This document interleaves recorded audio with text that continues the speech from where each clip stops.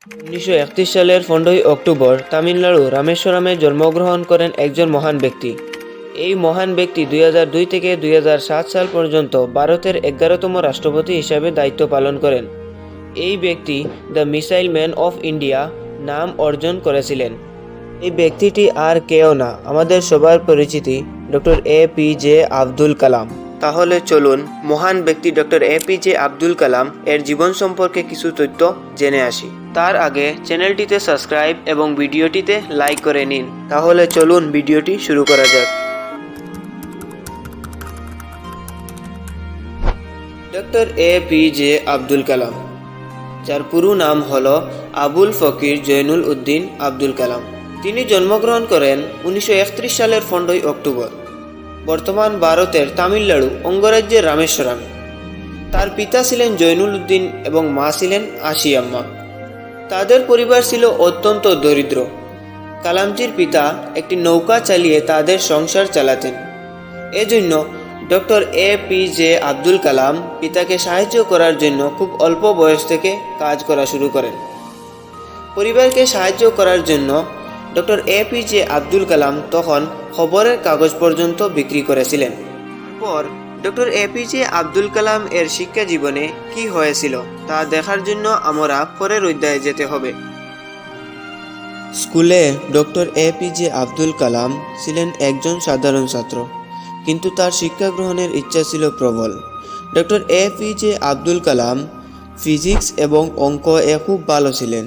Squares higher secondary school থেকে শিক্ষা গ্রহণের পর ডক্টর APJ আব্দুল কালাম ST জোসেফ কলেজে ভর্তি হন এবং 1958 সালে ফিজিক্স অর্থাৎ পদার্থবিজ্ঞানে স্নাতক ডিগ্রি লাভ করেন। এরপর 1955 সালে তিনি Madras institute of technology aerospace engineering বিভাগে ভর্তি হন। ডক্টর APJ আব্দুল কালামজির স্বপ্ন ছিল ফাইটার পাইলট হওয়ার, কিন্তু তিনি অল্পের জন্য ফাইটার পাইলট হওয়ার সুযোগ হারান। সেই সময় ভারতীয় বিমান বাহিনীতে 8 জন কর্মীর প্রয়োজন ছিল, কিন্তু সেই পরীক্ষায় তিনি নবম হন। এই কারণে তিনি অল্পের জন্য ভারতীয় বিমান বাহিনীতে সুযোগ পাননি। তবে তিনি যদি বিমান বাহিনীতে যোগ দিতেন তাহলে হয়তো আমরা আজ এই আব্দুল কালামকে এভাবে চিনতে পারতাম না।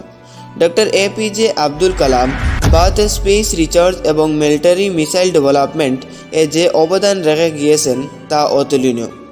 এই কারণে তাকে দি মিসাইল ম্যান অফ ইন্ডিয়া বলা হয়। তারপর ডক্টর APJ আব্দুল কালামজির কর্মজীবনে কি ঘটেছিল তা দেখার জন্য পরের অধ্যায়ে চলুন। 1960 সালে doctor APJ Abdul Kalam modern institute of technology থেকে পড়াশোনা শেষ করার পর তিনি ভারতের defence research and development organisation অর্থাৎ DRDO তে একজন বৈজ্ঞানিক হিসাবে যোগ দেন।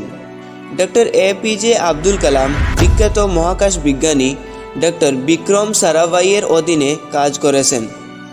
DRDO-তে অনেকদিন কাজ করার পর তাকে ইন্ডিয়ান স্পেস রিসার্চ অর্গানাইজেশন অর্থাৎ ISRO এ ট্রান্সফার করা হয় এবং সেখানে তিনি ভারতের প্রথম স্যাটেলাইট লঞ্চ ভেহিকেল অর্থাৎ SLV-3 এর প্রজেক্ট ডাইরেক্টর হিসাবে যোগ দেন। এই SLV-3 এর দ্বারা 1980 সালে রোহিণী স্যাটেলাইটকে পৃথিবীর অরবিটে প্রেরণ করা সম্ভব হয়। এছাড়া ডক্টর কালামজি অগ্নি এবং পৃথ্বী মিশনের অধীনে অনেক ধরনের মিসাইল তৈরিতে মুখ্য ভূমিকা পালন করেন। এরপর কালামজি 2002 সালে ভারতের 11তম রাষ্ট্রপতি হিসাবে নির্বাচিত হন এবং 2007 পর্যন্ত তিনি ভারতের রাষ্ট্রপতি হিসেবে দায়িত্ব পালন করেন। তারপর কালাম সাহেবের শেষ জীবনে কি হয়েছিল তা দেখার জন্য পরের অধ্যায়ে চলুন। 2015 সালে 27 জুলাই শিলং IIM অর্থাৎ ইন্ডিয়ান ইনস্টিটিউট অফ ম্যানেজমেন্ট ছাত্রছাত্রীদের সঙ্গে মঞ্চে দাঁড়িয়ে কথা বলার সময় ডক্টর APJ আব্দুল কালাম হৃদয় রোগে আক্রান্ত হন। তারপর তাকে কাছের একটি হাসপাতালে গুরুতর অবস্থায় নিয়ে যাওয়া হয়। সেখানে ভারতীয় সময় অনুযায়ী 7:45 এই মহান বিজ্ঞানী ডক্টর APJ আব্দুল কালাম চিরনিদ্রায় চলে যান। ডক্টর APJ আব্দুল কালাম চলে গেলেও তার জীবন থেকে আমরা বহু কিছু শিখতে পারি। কঠোর পরিশ্রম, আত্মত্যাগ, জ্ঞান, দক্ষতা এবং দৃঢ় সংকল্পের মাধ্যমে অসম্ভবকেও সম্ভব করা সম্ভব। এই মানুষটি জীবনের শেষ মুহূর্তে শিক্ষার আলো ছড়িয়ে দিতে দিতে বিদায় নিল। এরকম মহান ব্যক্তিদের বায়োগ্রাফি দেখার জন্য চ্যানেলটিতে সাবস্ক্রাইব করতে ভুলবেন না। সমস্ত ভিডিওটা দেখার জন্য আপনাদেরকে অনেক অনেক ধন্যবাদ।